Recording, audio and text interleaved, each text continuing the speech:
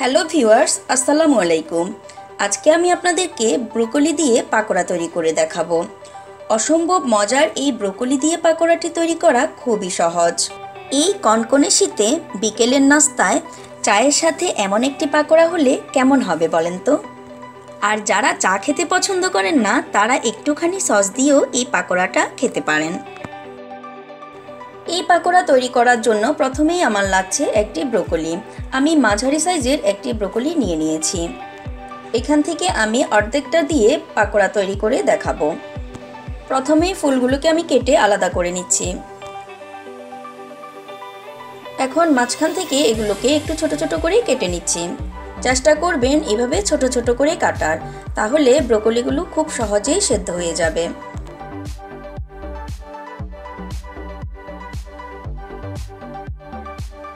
ব্রোকলিগুলোকে কেটে আমি রেডি করে নিয়েছি।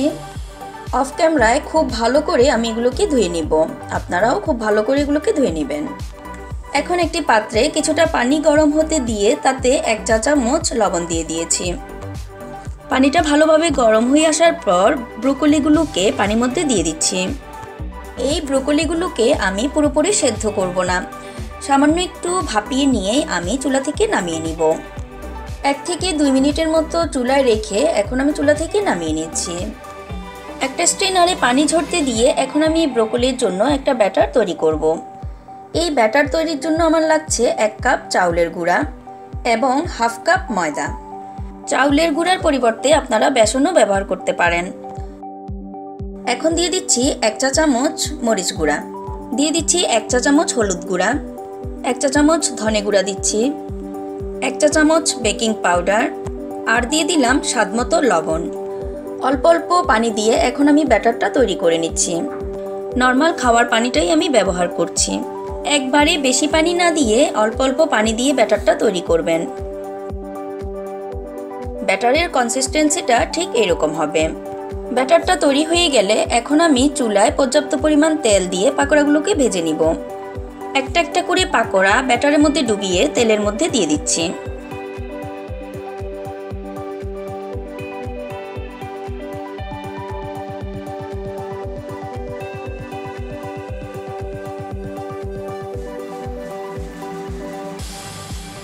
চুলার আগুন মিডিয়ামে রেখে পাকোড়াগুলো ভেজে নিতে হবে। খুব বেশি তাপে ভাজলে পাকোড়াগুলোতে ক্রিস্পি ভাব আসবে না। এক পাশ ব্রাউন কালার হয়ে আসার পর পাকোড়াগুলোকে উল্টিয়ে দিচ্ছি।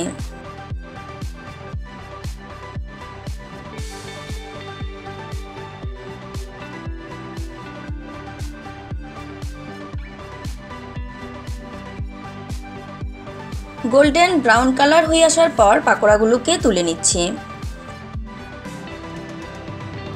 একটা টিস্যু পেপার দিয়ে আমি পাকোড়াগুলোকে তুলে নিচ্ছি।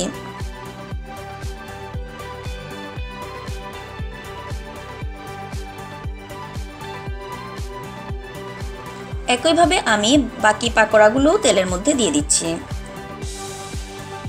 ব্রোকলির মধ্যে একটা গন্ধ থাকে যেটা অনেকেই পছন্দ করেন না, তার জন্য আপনারা আমার মতো একটু ভাপিয়ে নিলে গন্ধটা আর লাগবে না এবং খেতেও বেশ ভালো লাগবে।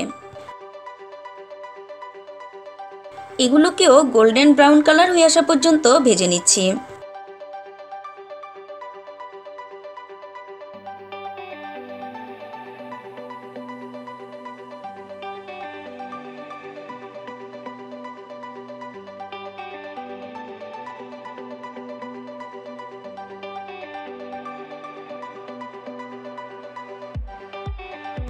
সবগুলো পাকোড়া ভাজা হয়ে গেছে।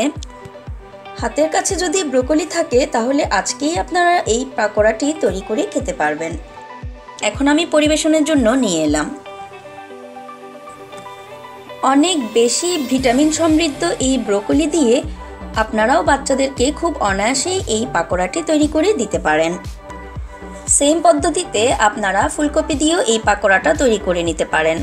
তো পরবর্তী রেসিপি দেখার আমন্ত্রণ জানিয়ে আজকের মতো এখানেই বিদায় নিচ্ছি। সবাই অনেক ভালো থাকবেন। আল্লাহ হাফেজ।